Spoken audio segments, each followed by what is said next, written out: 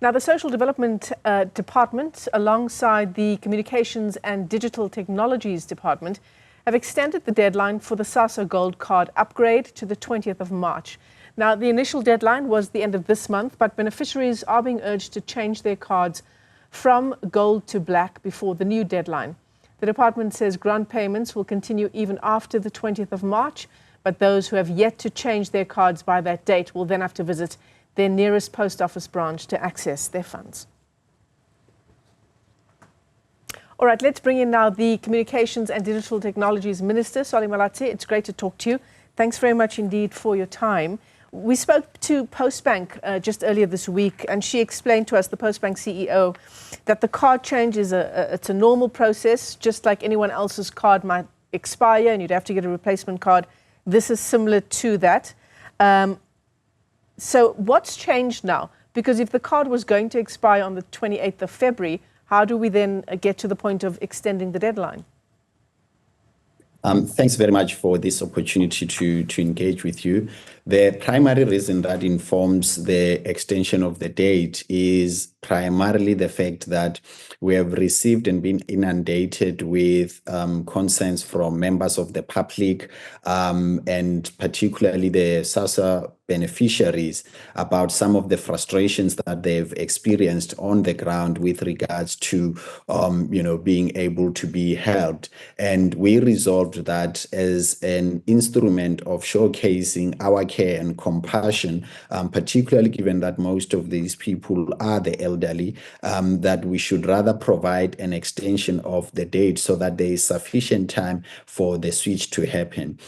This process began over 9 months ago in last year, July, of switching over from the SASSA Gold cards into the Postbank cards. It is part of also enhancing their security features on the Postbank card, because it is much more secure in being resilient to fraudulent and other nefarious attempts, unlike the previous card, which many South Africans know that a lot of social grant beneficiaries had become victims of some form of scamming or the other that has happened. So this extension is to allow both the departments working together with SASSA and the post office to also get additional capacity in the form of staff at the service points where members of the public and the SASSA beneficiaries go to change their cards, and also for us to increase the number of those sites. A lot of these sites have been around largely accessible places, but now with the feedback that we are getting is also because people are going into the main areas, largely in cities, in towns, and other areas. The rural parts of the country, there's challenges there, and we've also resolved that there will be mobile units that would go into those communities so that we take as humanly as possible this resource closer to communities and try and eliminate any potential inconvenience that has previously emerged on the SASSA beneficiaries, because we know that the beneficiaries use their money that they should be supporting their families on in order to travel and attempt to do this switch, and that is why we have extended these dates. So Minister, it's a capacity issue from the side of the rollout. Is that, would you say, the biggest issue which led to the deadline being extended? So the biggest issue that led to it is that there's just been a very low response take to the switch since it was initiated mid last year. And I think, as is often the case, sometimes a lot of people leave things up to the 11th hour. And in the 11th hour, then there is a surge in the number of beneficiaries who then want to do the switch out of fear of, the deadline coming. So what we have done is, because the awareness has increased and heightened now, we'll maximize this period, do the extension, and try and mobilize as many of the SASSA beneficiaries to really take up this opportunity. So what went wrong, do you think, in alerting communities that this was the next step? So look, I mean, I think that is a point that can be debated. But I think what has been clear is that despite the depth of the awareness campaign that Postbank did in collaboration with SASSA and the Switch, there was a low uptake. And then in the last few weeks, what we have seen is as people become more aware of the deadline, then there's a sudden rush. And as that sudden rush emerges, you're realizing that there is limited capacity in some of these instances. In some of these sites that we had identified, we're working together with retailers. There are, or mini Postbank tellers, for instance, on the entrances of these retailers that assist SASSA grant beneficiaries. And I think what went wrong in the process is not a proper anticipation that as you get closer to the end of Feb, there would be that sudden spike, and then you needed to have sufficient capacity and have multiple other places that offer the service, so that people can have the option of going to their nearest one within their communities rather than making the long trip into the city center, for instance. Yeah.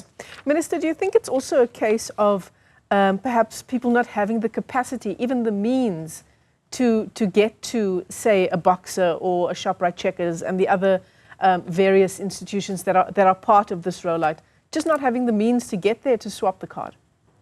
Absolutely. It is definitely linked to the means, and also, recognizing the fact that too many a time, what we've observed, and also in my experience of, having observed this, is that the beneficiaries go into towns or into cities, on average, either once a month when they are expecting the payout of the SASSA grant, right? And they use that trip then to do everything, get their SASSA grants, do groceries, and any other major transaction that would require that trip from town. And their disposable income then becomes limited to day-to-day, groceries and putting food on the table. So the point about expending more monies to do this, it's a very legitimate point, and I think also contributed to the sudden surge that we are seeing as we're getting closer to the end of Feb.